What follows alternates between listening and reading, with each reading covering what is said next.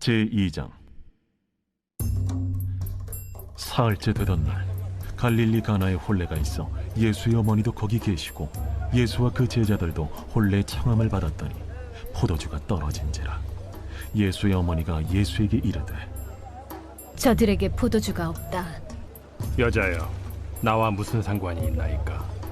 내 때가 아직 이르지 아니하였나이다. 그의 어머니가 하인들에게 이르되 너희에게 무슨 말씀을 하시든지 그대로 하라. 거기에 유대인의 정결 예식을 따라 두세 통 드는 돌 항아리 6이 놓였는지라.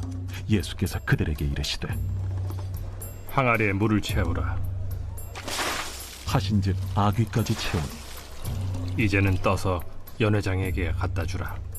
하심에 갖다 주었더니 연회장은 물로 된 포도주를 맛보고도 어디서 났는지 알지 못하되 물떠온 하인들은 알더라. 연회장이 신랑을 불러 말하되 사람마다 먼저 좋은 포도주를 내고 취한 후에 낮은 것을 내거늘 그대는 지금까지 좋은 포도주를 두었도다. 예수께서 이 첫 표적을 갈릴리 가나에서 행하여 그의 영광을 나타내시며 제자들이 그를 믿으니라. 그 후에 예수께서 그 어머니와 형제들과 제자들과 함께 가버나움으로 내려가셨으나 거기에 여러 날 계시지는 아니하시니라. 매일 성경과 함께하는 아름빛 교회 말씀 묵상 바이블 키트 시간입니다. 오늘은 요한복음 2장 1절에서 12절까지의 말씀입니다. 우리가 잘 알고 있는 항아리에 물이 포도주로 변화된 사건인데요. 본문에 의한 내용들 함께 살펴보겠습니다. 우리는 모두 각자의 인생이라는 잔칫집을 정성껏 차리며 살아갑니다. 자녀를 키우고 일터를 일구며 교회를 섬기는 그 모든 과정을 기쁨의 포도주를 준비하는 과정과 같습니다.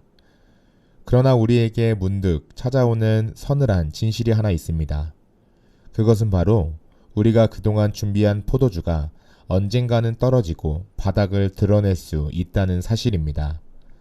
정성껏 준비했지만 예상치 못한 시점에 포도주가 떨어졌습니다 라는 선고를 듣게 되는 순간 우리는 당혹감과 수치심을 느끼기 마련입니다. 건강의 포도주가 마르고 열정의 포도주가 식어가며 때로는 헌신했던 관계의 포도주마저 고갈될 때 우리는 비로소 깨닫게 됩니다. 인간이 준비한 잔치는 영원할 수 없다는 사실을요. 요한은 오늘 본문에서 소개하고 있는 이 사건을 예수님의 첫 번째 표적이라고 기록합니다.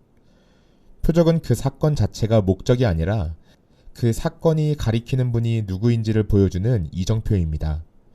오늘 이 말씀을 통해 우리 인생의 빈 항아리를 보게 하시고 그 항아리를 새 언약의 기쁨으로 채우시는 예수 그리스도를 깊이 묵상해 보고자 합니다. 포도주가 떨어졌을 때 마리아는 예수께 도움을 구합니다. 이에 대한 예수님의 답변은 의미심장합니다. 4절 말씀인데요. 여자여, 나와 무슨 상관이 있나이까? 내 때가 아직 이르지 아니하였나이다. 여기서 여자라는 호칭은 어머니를 무시하는 말이 아닙니다.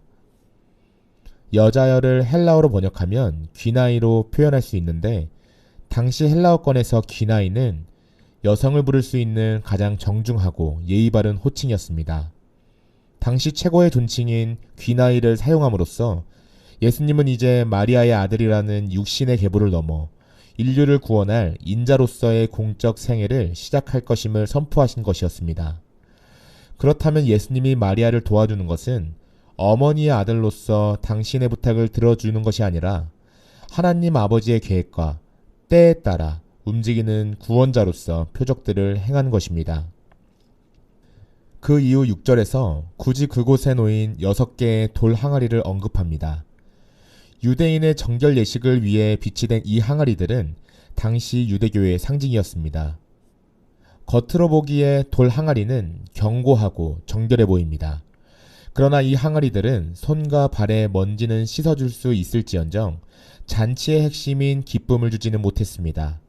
절망의 순간 반전은 말씀과 순종에서 시작됩니다. 예수님은 하인들에게 항아리에 물을 채우라고 하십니다.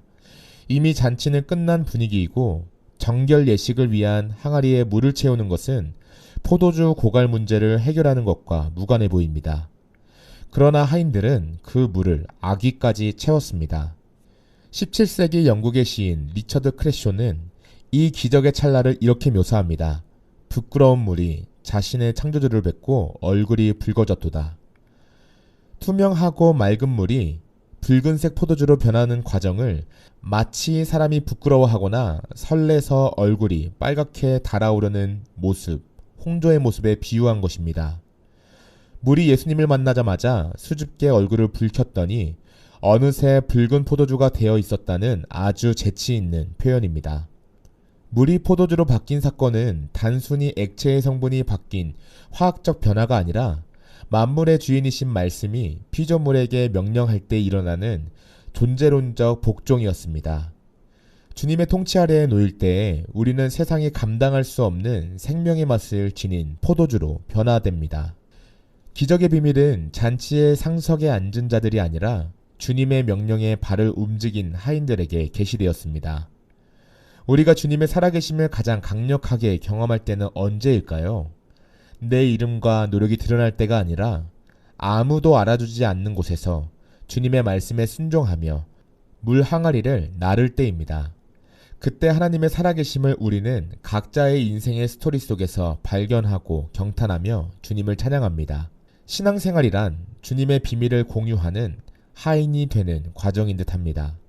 연회장은 나중에 나온 포도주를 마시고 깜짝 놀랍니다. 세상은 처음에는 화려하고 좋은 것을 내놓지만 시간이 지나고 힘이 빠지면 질 낮은 것을 내줍니다. 혀가 알코올에 점점 마비되어 질 낮은 것을 주어도 잘 모르기 때문입니다. 이것은 세상의 원리입니다. 하지만 예수 그리스도의 통치는 다릅니다. 주님은 갈수록 더 좋은 은혜를 예비하십니다. 인생이 후반적으로 갈수록 쇠퇴와 고갈의 시기라고 생각할 수 있지만 아닙니다. 주님 안에서는 우리의 겉사람은 낡아지나 속사람은 날로 새로워집니다. 신앙의 성숙은 가장 좋은 포도주를 인생의 마지막 순간까지 맛보는 특권인 줄로 믿습니다. 오늘 이 표적의 종착지는 11절입니다. 예수께서 이 첫 표적을 갈릴리 가나에서 행하여 그의 영광을 나타내심에 제자들이 그를 믿으니라. 예수님은 단순히 결혼식을 도와주러 오신 분이 아닙니다. 장차 예수께서 십자가에 흘리실 보혈, 즉 우리 인생의 근본적인 죄와 수치를 덮으실 참된 포도주를 예표하는 것이었습니다. 돌 항아리의 물로는 할 수 없었던 구원을 예수님의 피로 완성하시겠다는 약속입니다. 사랑하는 성도 여러분, 인생의 포도주가 떨어졌다고 생각이 드실 때가 있지 않으십니까? 내가 의지하던 돌 항아리가 텅 비어있지는 않으십니까? 그때가 바로 주님의 영광을 볼 때입니다. 주님의 말씀 앞에 우리의 자신을 내어드립시다.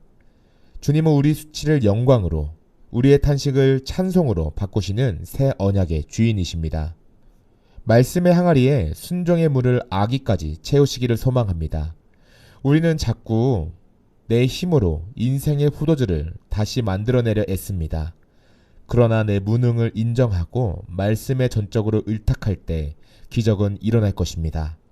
이해되지 않아도 상식에 어긋나 보여도 그 말씀 앞에 내 삶의 항아리를 아기까지 채우는 순종의 걸음을 떼십시오. 내가 물을 채우면 변화시키시는 분이 바로 우리가 믿는 예수님이십니다. 함께 기도하겠습니다.